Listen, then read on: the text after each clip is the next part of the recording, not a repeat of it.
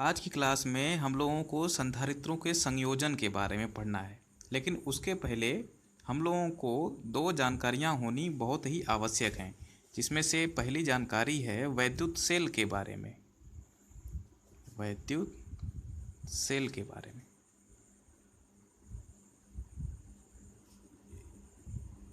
Electric cell. यहाँ पे cell की स्पेलिंग वही है जो आप लोगों ने बायोलॉजी में पढ़ा होगा, लेकिन यहाँ पे इलेक्ट्रिक सेल लिखा गया है। ये थोड़ी सी अलग चीज़ होती है। सेल की बनावट के बारे में आप लोग ऑलरेडी केमिस्ट्री में पढ़ चुके हैं। अगर नहीं पढ़ चुके हैं तो पढ़ाया जाएगा आप लोगों को कि इसमें दो टर्मिनल होते हैं जिनको इलेक्ट्रोड कहते हैं। ठीक है, अब ये टर्मिनल क्या चीज़ होते हैं? टर्मिनल वो होते हैं जिनमें हम लोग कोई इलेक्ट्रिक वायर जोड़ते हैं। ठीक है, इसमें से एक इलेक्ट्रोड को हम लोग कैथोड कहते हैं, क्योंकि ये धन आवेश को संचित करता है, और धन आवेश का संचित करना मतलब होता है कि कैट आयन को कलेक्ट करना। तो कैट आयन के नाम पे इसको कैथोड कहा जाता है। और दूसरे टर्मिनल पे ऋण आवेश एकत्रित होते हैं। ऋण आवेश को हम लोग ऐसे समझ सकते हैं कि इस इलेक्ट्रोड पे एन आयन्स एकत्रित होते हैं और एन आयन्स पे ऋण आवेश होता है, इसीलिए इसको नाम दे दिया गया है एनोड, क्योंकि इस पे एन आयन एकत्रित होते हैं। ठीक है, और इसके अंदर ढेर सारे केमिकल रिएक्शन होते हैं, तो आप लोग इसके बारे में पढ़े हुए हैं। तो हमको केवल इतना करना है कि इसी सेल को हम लोग दर्शाने के लिए एक सिंबल का इस्तेमाल करते हैं। वो सिंबल दो लाइनों से शुरू होता है, जिसमें से एक लाइन बड़ी होती है, एक लाइन छोटी, और दोनों तरफ इस तरह का सिंबल दिखाया जाता है। और जो बड़ी लाइन है उसको हम लोग कहते हैं कैथोड वाला टर्मिनल, और जो छोटी लाइन है उसको हम लोग कहते हैं एनोड वाला टर्मिनल। तो ये हो गया सेल का सिंबल। और अगर इन दोनों इलेक्ट्रोडों को आपस में जोड़ा जाए किसी भी तरीके से, मान लेते हैं एक सिंपल वायर से जोड़ दिया गया, तो इसमें होता क्या है कि जो धन आवेशित टर्मिनल होता है वो हाई पोटेंशियल पे होता है। धन आवेशित टर्मिनल का मतलब है कि इस पे धन आवेश एकत्रित हों, और आप लोगों ने पोटेंशियल के बारे में पढ़ा है 1/4 पाई एप्सिलॉन नॉट। पोटेंशियल का मतलब विभव है, ठीक है, Q/R। तो अगर आप लोग देखें यहाँ पे धन आवेश एकत्रित है तो पोटेंशियल क्या होगा? धन आवेशित होगा, क्योंकि ये अदिश राशि है तो धन आवेशित है, तो ये भी पॉजिटिव होगा। ओके, अगर ये ऋण आवेश एकत्रित कर रहा है, ये वाला टर्मिनल ऋण आवेश एकत्रित कर रहा है, इसका मतलब इसका पोटेंशियल जो होगा नेगेटिव होगा। तो आपको पता है कि ये अदिश राशि है, यानी कि एक नंबर है जिसमें कुछ यूनिट है। ओके, और नंबर हमेशा धनात्मक वाला नंबर जो है हमेशा ऋणात्मक वाले नंबर से बड़ा होता है। आपको पता है कि जैसे +1 हमेशा बड़ा होगा -1 से। ओके, तो इसका मतलब है ये हाई पोटेंशियल वाला है और ये लो पोटेंशियल वाला है। हाई पोटेंशियल वाले को हम लोग उच्च विभव भी कह सकते हैं और ये निम्न विभव भी कह सकते हैं। ठीक है, तो और आप लोगों ने पोटेंशियल एनर्जी में भी पढ़ा है कि पोटेंशियल एनर्जी वो एनर्जी है जिसके कारण कोई भी द्रव्यमान हमेशा उच्च पोटेंशियल एनर्जी से निम्न पोटेंशियल एनर्जी की ओर प्रवाहित होता है। और पोटेंशियल क्या होता है? पोटेंशियल एनर्जी बटा यूनिट मास, ये ग्रेविटेशनल पोटेंशियल एनर्जी है। क्या है? गुरुत्वीय स्थितिज ऊर्जा। ये तो हो गया द्रव्यमान के केस में कि ये अगर विभव है तो हमेशा उच्च विभव से निम्न विभव की ओर द्रव्यमान प्रवाहित होते हैं। ऑलरेडी आपको बताया भी गया है एग्जाम्पल में कि पानी हमेशा ऊंचाई से नीचे की ओर ही क्यों प्रवाहित होता है, नीचे से ऊपर की ओर क्यों प्रवाहित नहीं होता है। उसका कारण यही है कि जो पोटेंशियल है वो ऊंचाई पर ज़्यादा होता है और गहराई में पोटेंशियल कम होता है, इसीलिए। और आपको बताया गया है कि नेचर का रूल है कि हमेशा उच्च विभव से निम्न विभव की ओर कुछ भी कोई भी वस्तु हो वो प्रभावित होगी ही होगी। लेकिन आपको पता है कि द्रव्यमान केवल एक ही तरह का होता है, ये केवल धनात्मक ही होता है। लेकिन अब यहाँ पे प्रॉब्लम है कि आवेश है अगर, तो आवेश तो आप लोगों ने दो टाइप के पढ़े हैं, एक ऋण आवेश और एक धन आवेश। और potential energy per unit charge को हम लोग कहते हैं इलेक्ट्रिक पोटेंशियल। ओके, तो इसमें भी हमको पता चल गया कि एक उच्च विभव है, एक निम्न विभव है। तो उच्च विभव से निम्न विभव की ओर हमेशा धन आवेश प्रवाहित होते हैं और निम्न विभव से उच्च विभव की ओर हमेशा ऋण आवेश प्रवाहित होते हैं। ऐसा क्यों? तो उसके लिए हम लोग मान लेते हैं कि दो बिंदु हैं, एक ये बिंदु है, एक ये बिंदु है। इस पर हम लोगों ने धन आवेश दे रखा है, तो यानी कि यहाँ का पोटेंशियल पॉजिटिव होगा। इस पर हम लोगों ने ऋण आवेश दे रखा है, तो यहाँ का पोटेंशियल नेगेटिव होगा। ओके, अब अगर यहाँ पे धन आवेश है, यहाँ पे ऋण आवेश है, तो विद्युत क्षेत्र तो हमेशा इधर की दिशा में होगा, इसमें कोई कन्फ्यूजन नहीं है। और अगर कोई धन आवेश इन दोनों के बीच में आ जाए, ये धन आवेश है प्लस क्यू, तो इस पे बल किधर लगेगा? हमेशा विद्युत क्षेत्र की दिशा में, यानी कि हमेशा उच्च विभव से निम्न विभव की ओर धन आवेश बहेगा। क्लियर?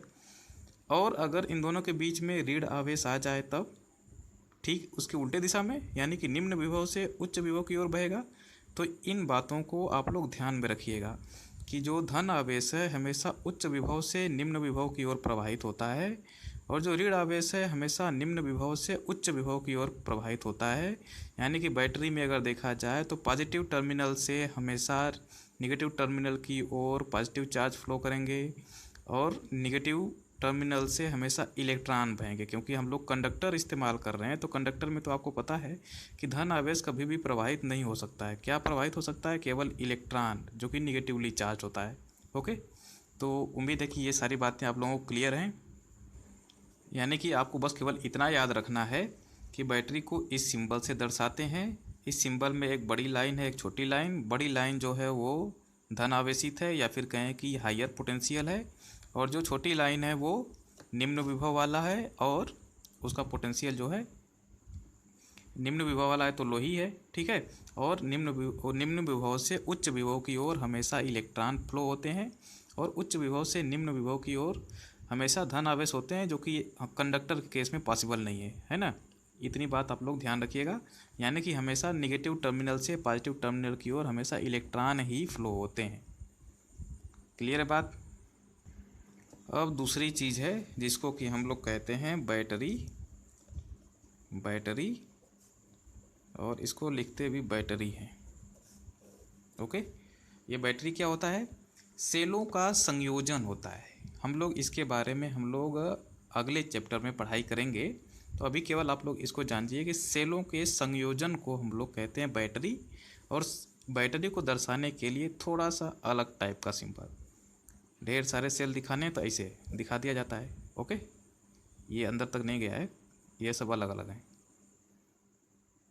ठीक, तो बैटरी का सिंबल ये है, और इसमें भी सेम रूल रहता है कि ये छोटा वाला जो है निगेटिव टर्मिनल है, बड़ा वाला पॉजिटिव टर्मिनल है।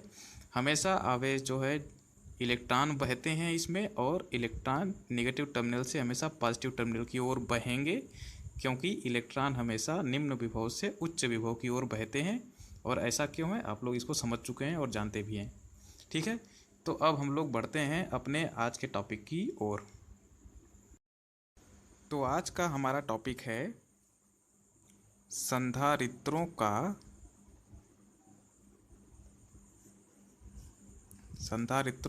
संयोजन।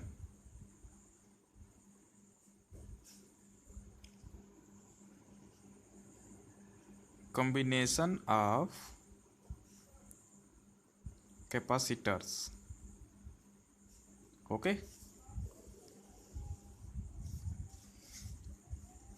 वैद्युत परिपथ, जिसको कि इंग्लिश में हम लोग कहते हैं इलेक्ट्रिक सर्किट, की रचना करते समय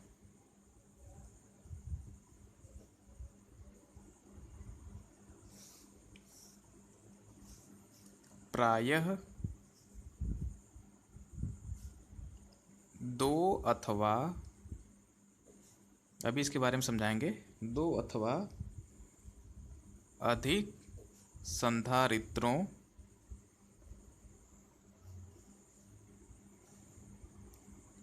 का संयोजन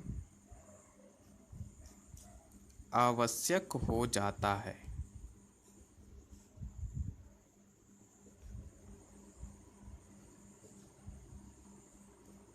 है। हम कई संधारित्रों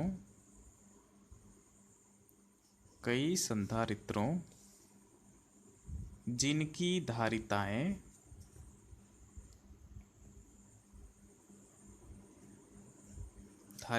C1, C2, Cn हैं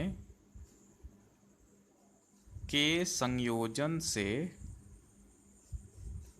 संयोजन से एक प्रभावी धारिता C का निकाय प्राप्त कर सकते हैं। देखिए, जैसे कि हम लोग कहें कि हमारे पास 3 द्रव्यमान हैं, 1 किलोग्राम, 1 किलोग्राम और 1 किलोग्राम। 3 द्रव्यमान हैं, ठीक है। और तीनों का कुल द्रव्यमान कितना हो जाएगा? 3 किलोग्राम। तो हम लोग 1 किलोग्राम के 3 न दर्शा करके हम लोग इसको दर्शा सकते हैं एक ही बड़ा सा पिंड जिसका द्रव्यमान होगा 3 किलो। तो कोई प्रॉब्लम नहीं है। उसी तरह से कई सारे धारिताओं के कैपेसिटर हों तो हम लोग इसको एक ऐसा संयोजन कर सकते हैं कि इसकी केवल एक प्रभावी धारिता हो, जिसको कि हम लोग C से प्रदर्शित करेंगे। ऐसा क्यों किया जा रहा है? देखिए, कैपेसिटर अलग अलग टाइप के हम लोगों ने बनाए, parallel plate capacitor, spherical capacitor और सिलिंड्रिकल कैपेसिटर।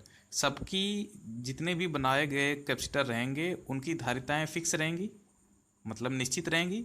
अगर मान लीजिए हमने एक माइक्रोफैरेड का कई सारा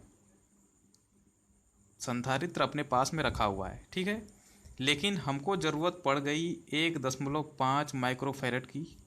अब ये कहाँ जाएंगे? फिर से जाएंगे खरीदने के लिए, या फिर कोई ऐसा जुगाड़ पता करेंगे जिससे हमको जाना भी ना पड़े और 1 माइक्रोफैरेड वाले से 1.5 माइक्रोफैरेड का धारिता का हम लोग कैपेसिटर बना लें, अगर ऐसा कोई जुगाड़ हो तो।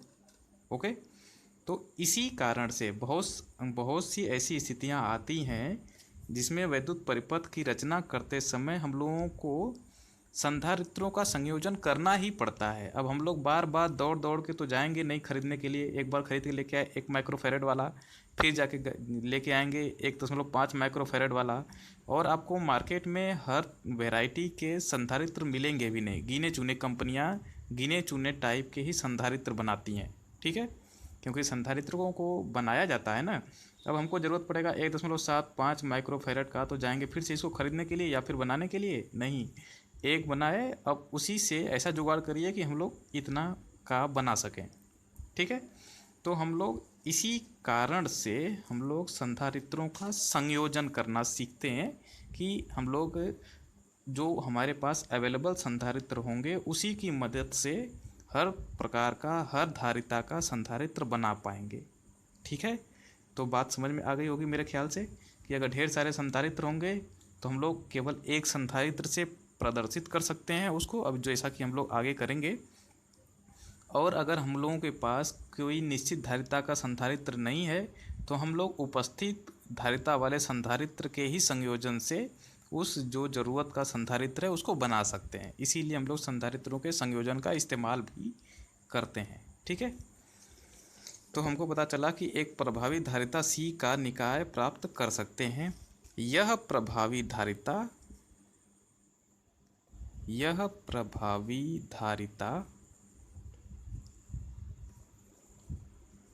संधारित्रों के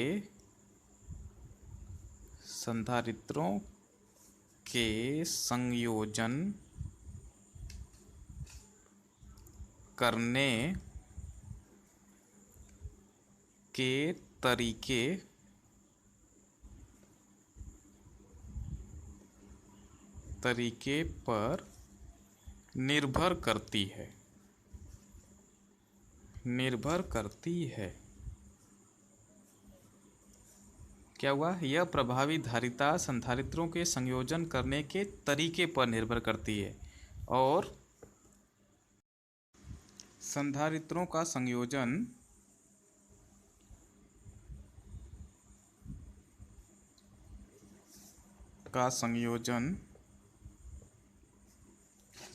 निम्नलिखित दो प्रकार का होता है। निम्नलिखित दो प्रकार का होता है, जिसमें से पहला है श्रेणी क्रम संयोजन। श्रेणी क्रम संयोजन, सीरीज कॉम्बिनेशन। दूसरा है संधारित्रों का पार्श्वक्रम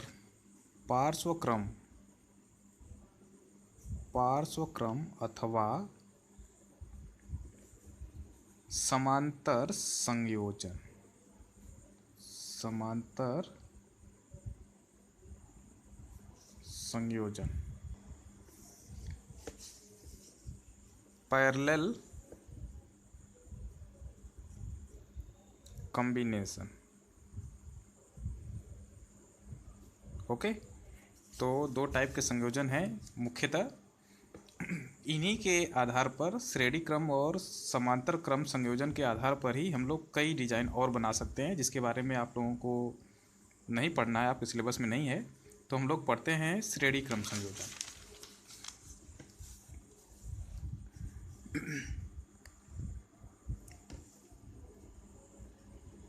श्रेणी क्रम संयोजन,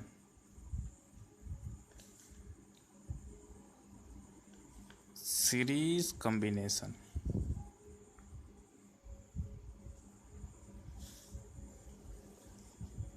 ओके, एक और इम्पॉर्टेंट बात बतानी रह गई है कि जैसे हम लोगों ने ये बैटरी को देखा, तो अगर आपके पास 2V वोल्ट की बैटरी है, ये V क्या है, पोटेंशियल है, ठीक है।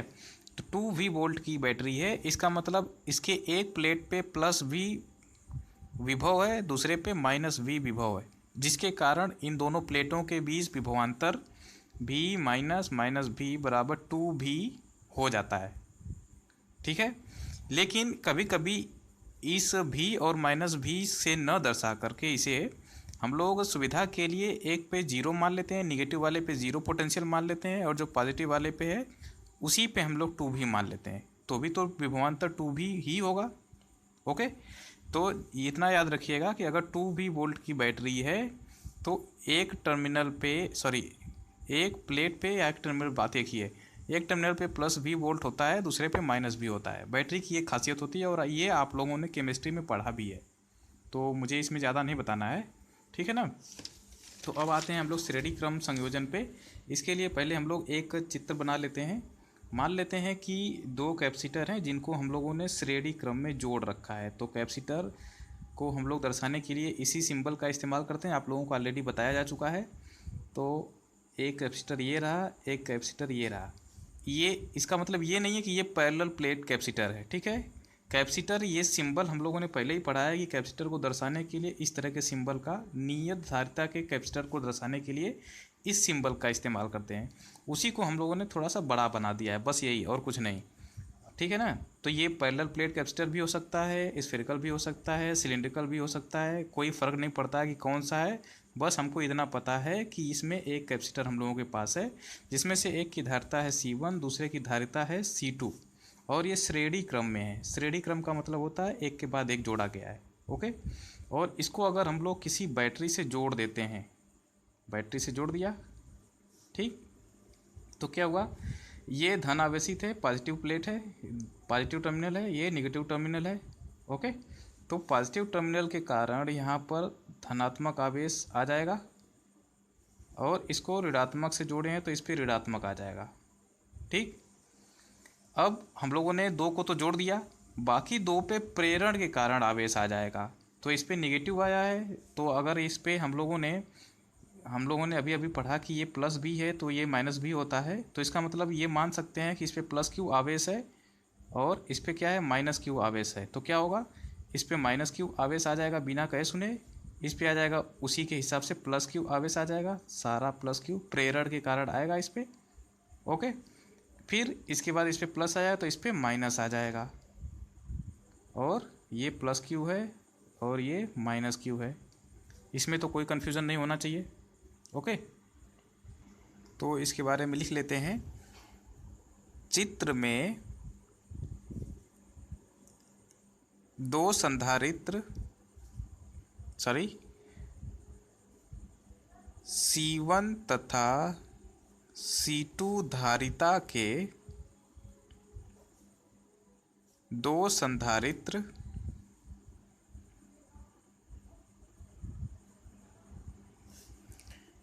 श्रेणी क्रम में संयोजित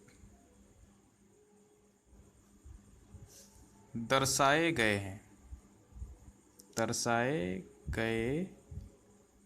हैं। ओके, C1 की बाईं तथा C2 की दाईं प्लेट बैटरी के दो टर्मिनलों से संयोजित हैं,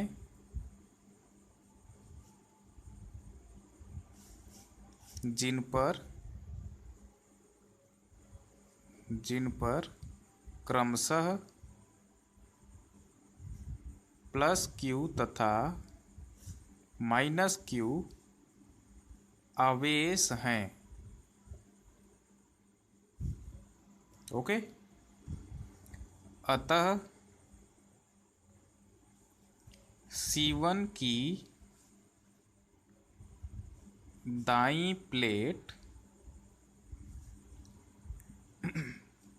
तथा C2 की बाईं प्लेट पर क्रमशः माइनस क्यू तथा प्लस क्यू आवेश प्रेरित होता है।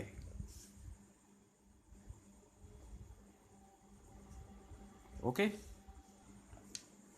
माना बैटरी के दोनों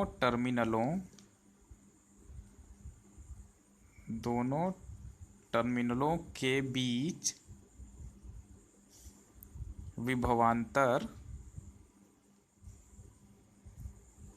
भी है तथा संधारित्रों C1 व C2 की दोनों प्लेटों के बीच विभवांतर क्रमशः V1 व V2 हैं, तो अध्यारोपण के सिद्धांत से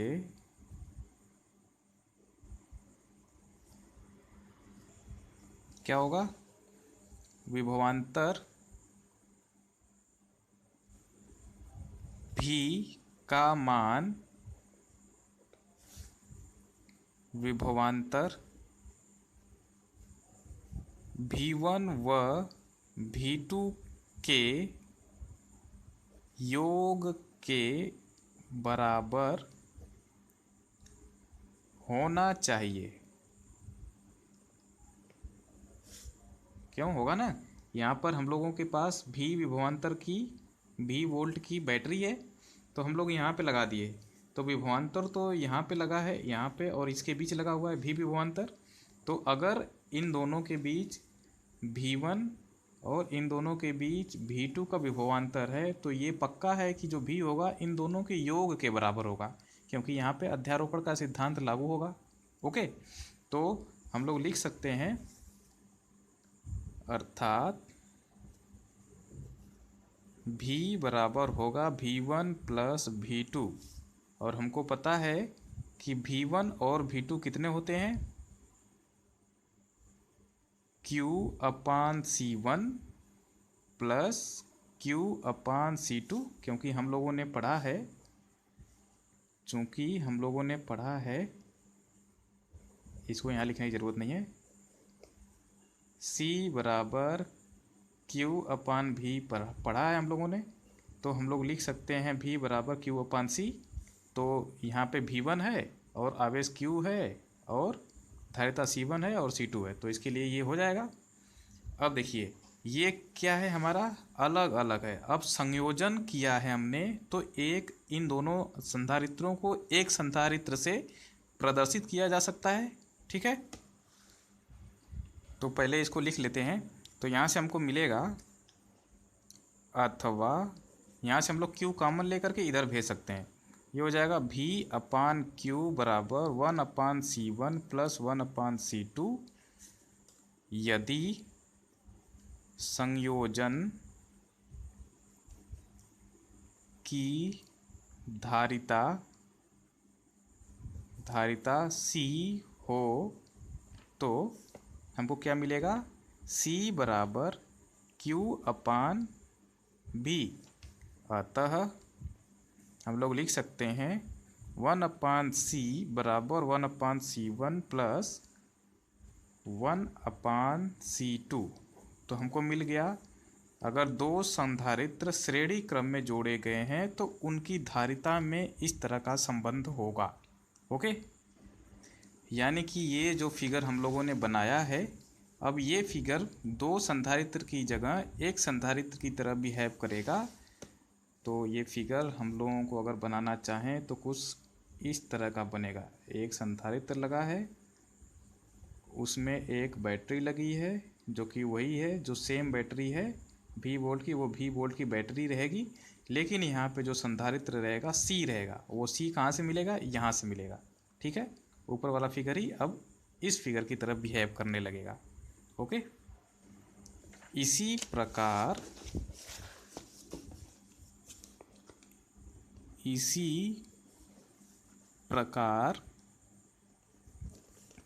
यदि C1 C2 Cn धारिता के n संधारित्रों को श्रेणी क्रम में जोड़ा जाए तो V बराबर होगा V1 plus V2 plus plus Vn, जहाँ से हमको मिलेगा Q/C1 plus Q/C2 plus plus Q/Cn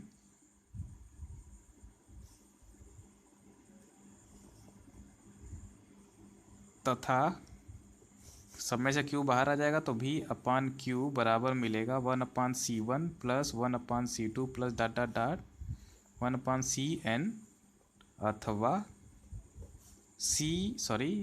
1/C बराबर 1/C1 plus 1/C2 plus 1/Cn, ये मिल जाएगा। तो ये श्रेणी क्रम में संयोजन के कारण जो प्रभावित धारिता होगी उसको हम लोग इस फार्मूले से कैलकुलेट कर सकते हैं। इस पे हम लोग क्वेश्चन भी करेंगे, लेकिन थोड़ा बाद में। ठीक है, इस फार्मूले को हम लोग एक लाइन में लिख सकते हैं कि अतः श्रेणी क्रम में जुड़े संधारित्रों की तुल्य धारिता, मतलब वही प्रभावी धारिता, तुल्य धारिता का व्युत्क्रम श्रेणी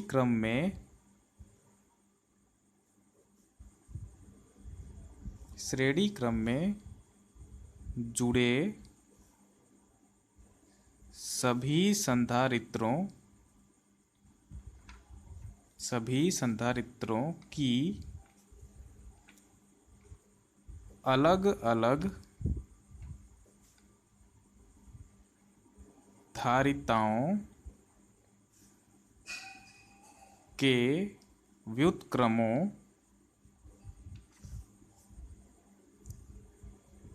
के योग के बराबर होता है। ओके, और यहाँ से हम लोग कुछ निष्कर्ष भी निकाल सकते हैं, जिसको कि आप लोग विशेष करके लिख लीजिए। विशेष, सबसे पहला निष्कर्ष क्या होगा? तुल्य धारिता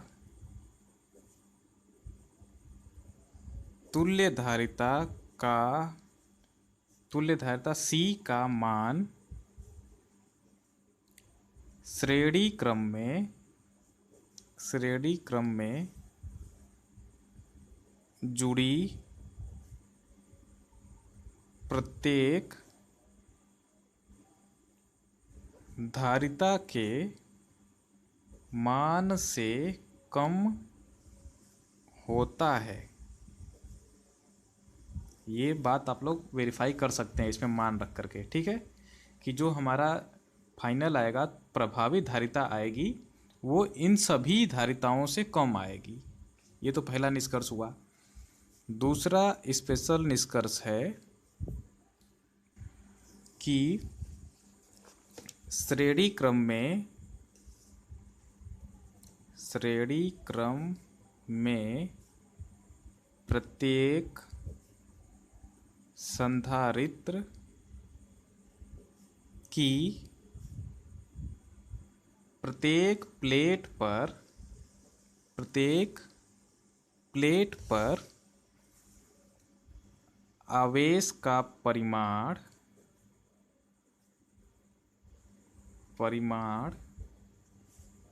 समान होता है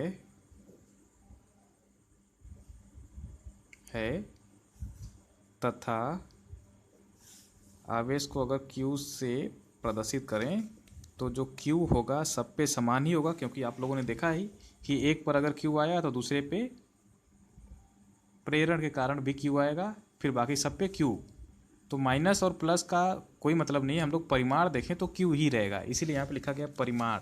ओके, तो Q बराबर हम लोग पता कर सकते हैं कि ये आएगा C1 V1 बराबर C2 V2 बराबर डॉट डॉट डॉट बराबर CN VN।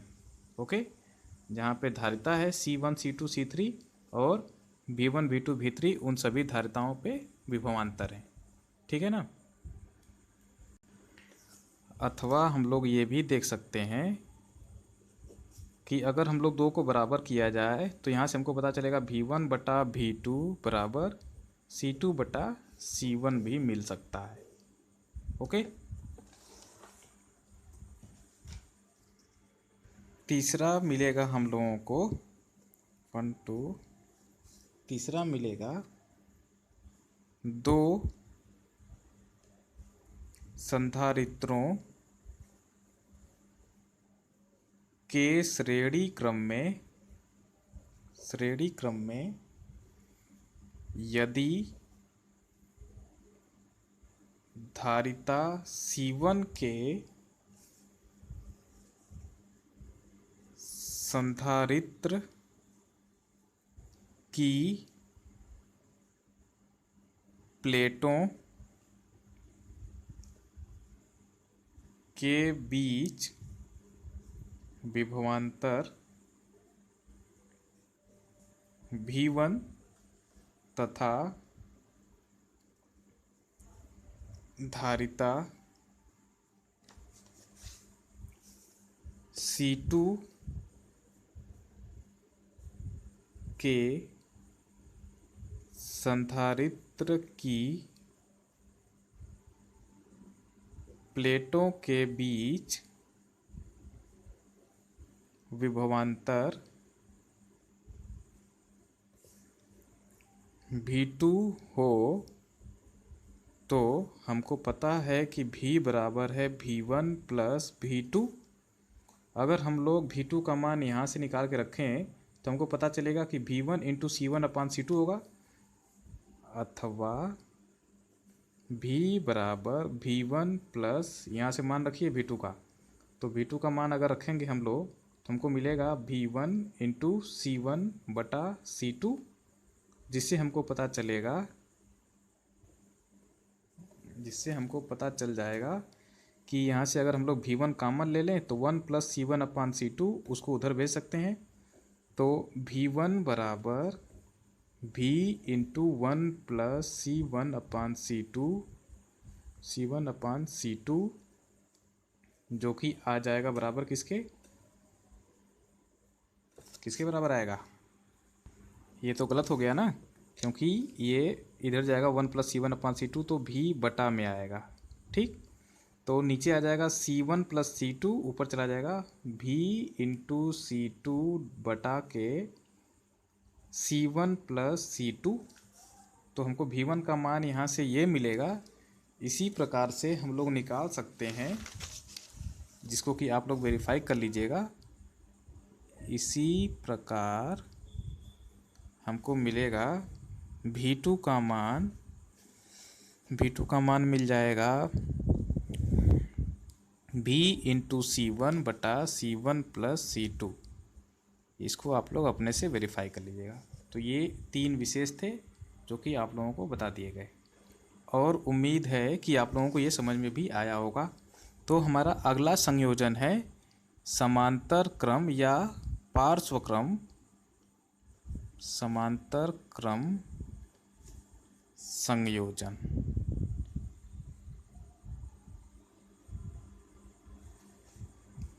Parallel combination. Okay,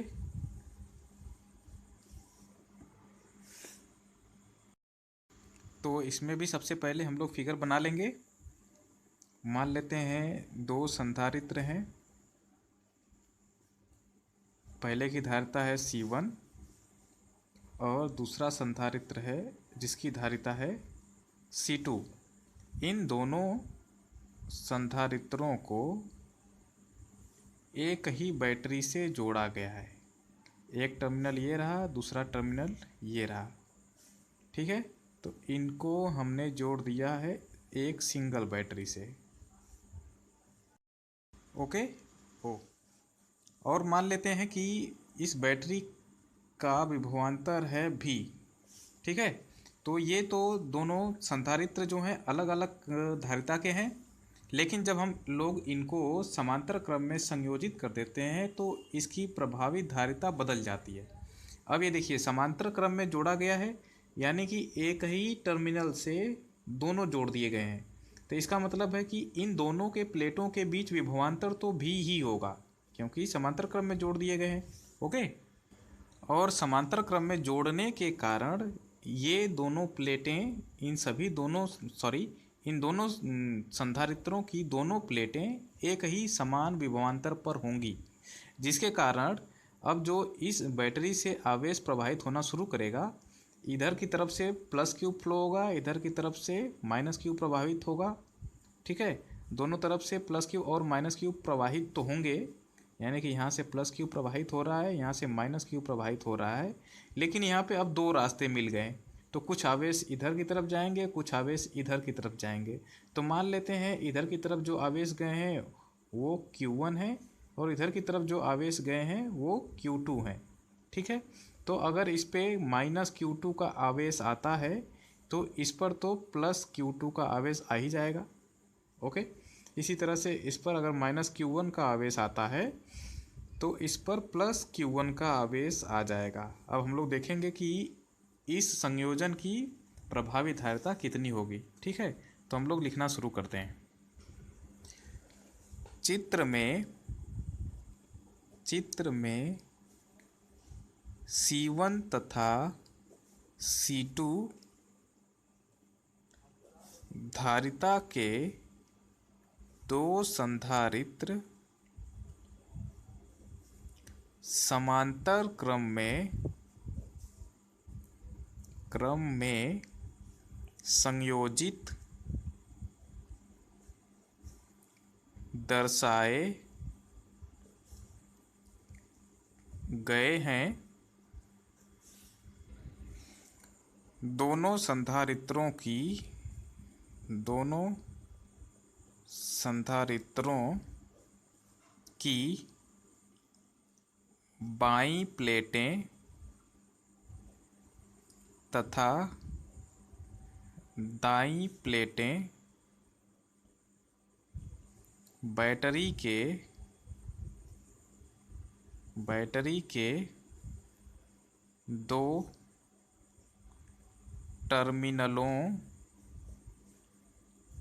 से संबंधित हैं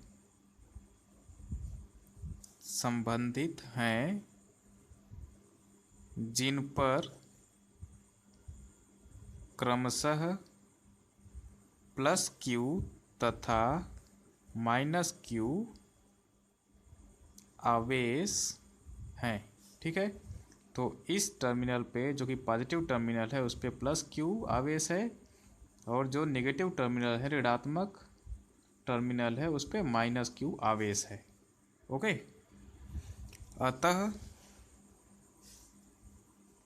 अतः दोनों संधारित्रों की प्लेटों के मध्य विभवांतर समान होगा तथा बैटरी के विभवांतर के बराबर होगा। ओके, यदि दोनों संधारित्रों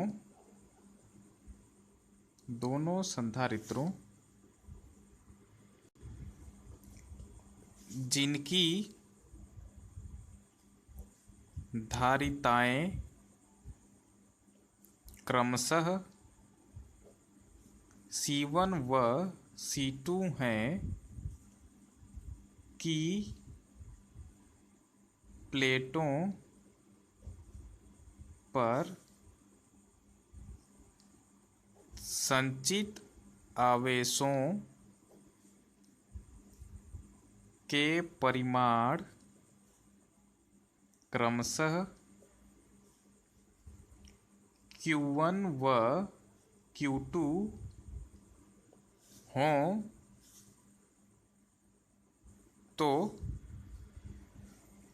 आवेश Q का मान Q1 व Q2 के योग के बराबर होगा। और ये बात यहाँ से क्लियर ही है कि आवेश Q यहाँ से चला है तो कुछ आवेश इस पे जाएगा, कुछ आवेश इस पे जाएगा। तो हम मान लेते हैं Q1 इस पे गया है, Q2 इस पे गया है, तो इस अवस्था में समान आवेश ही दोनों पे गया है, यानी Q ही दोनों पे गया है, तो Q का मान पक्का है कि Q1 और Q2 के योग के बराबर होगा। अर्थात Q बराबर Q1 + Q2, अथवा हम लोग लिख सकते हैं कि Q बराबर Q1 का मान होगा C1 × V क्योंकि दोनों के बीच विभवांतर तो सेम ही है। और Q2 का मान होगा C2 इंटू भी, जिससे हमको पता चल जाएगा कि हम लोग भी को कॉमन ले सकते हैं। अतः भी को कॉमन लेके इधर ला देंगे तो Q अपान भी बराबर हो जाएगा C1 प्लस C2। अब देखिए, यदि संयोजन की धारिता C हो तो C का मान आपको पता ही है कि Q बटा भी होगा। अतः हमको पता चल गया C बराबर C1 प्लस C2। उम्मीद है कि यहाँ तक आपको कोई कन्फ्यूज़न नहीं है। इसका मतलब ये जो परिपथ हम लोगों ने बनाया है, अब ये दोनों संधारित्र अब एक संधारित्र की तरह बिहेवियर कर रहे हैं, जो कि सर्किट अगर हम लोग मॉडिफाई करें तो कुछ ऐसा दिखेगा। ओके, ऐसा दिखेगा। यहाँ पे धन आवेश एकत्रित होंगे, यहाँ पे ऋण आवेश एकत्रित होंगे, और इसकी धारिता होगी C, और C का मान हम लोग इस फार्मूले से निकालेंगे। ओके, तो हम लोग कह सकते हैं इसी प्रकार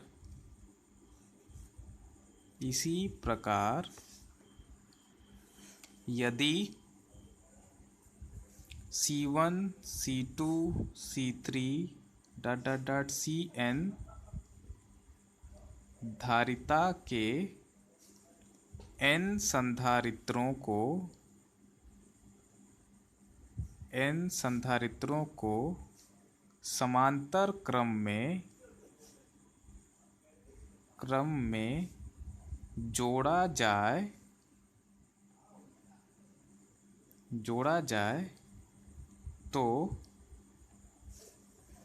जो Q होगा वो हो जाएगा Q1 plus Q2 plus dot dot dot plus Qn के बराबर, और ये बराबर हो जाएगा C1 भी प्लस C2 भी plus dot dot dot plus Cn भी के बराबर। ओके, और यहाँ से हमको पता चलेगा कि Q बटा भी बराबर हो जाएगा C1 plus C2 plus dot dot dot Cn के, जहाँ से हमको पता चलेगा कि जो C होगा वो C1 plus C2 plus dot dot dot plus Cn के बराबर हो जाएगा। ओके, अतः हम लोग कह सकते हैं कि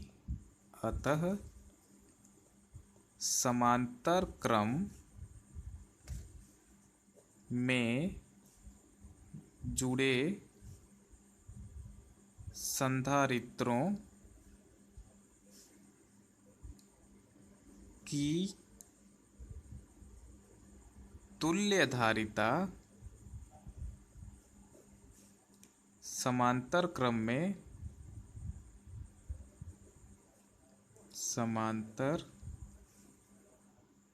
में जुड़े सभी संधारित्रों की अलग-अलग धारिताओं के योग के बराबर होती है। ओके, तो ये समांतर क्रम भी पूरा हो गया, और इसमें भी इस फार्मूले से भी हम लोग कुछ निष्कर्ष निकाल सकते हैं। इनको भी आप लोग विशेष करके लिख लीजिएगा। ओके, जिसमें पहला है तुल्य धारिता C का मान समांतर क्रम में जुड़ी प्रत्येक धारिता से अधिक होता है। ओके, दूसरा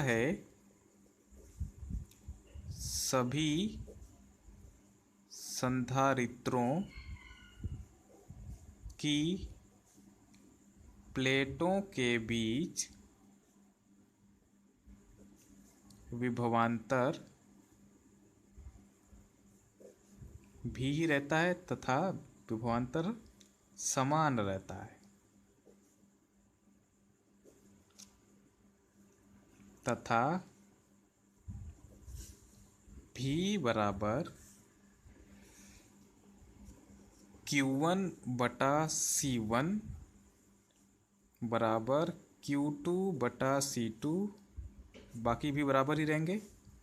अर्थात हम लोग कह सकते हैं कि Q1 बटा Q2 बराबर होगा C1 बटा C2 के।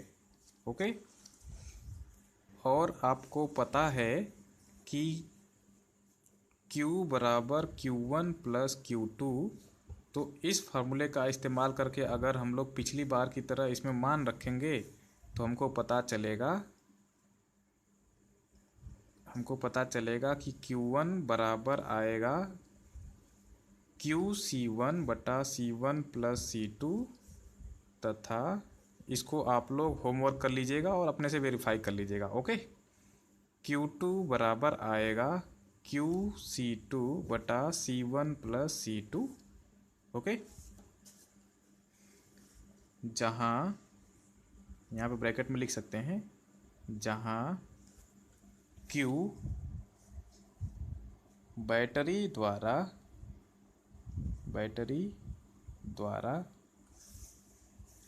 दिया गया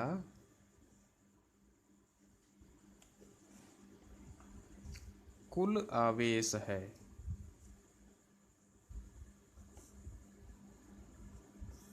ओके, तो यहाँ पे हो गया समांतर क्रम समाप्त, और उम्मीद है कि आपको ये सारी बातें समझ में आई होंगी। तो अब हम लोग अगले क्लास में अगले टॉपिक पे चलेंगे और कुछ क्वेश्चंस भी सॉल्व करेंगे। ठीक है, ओके।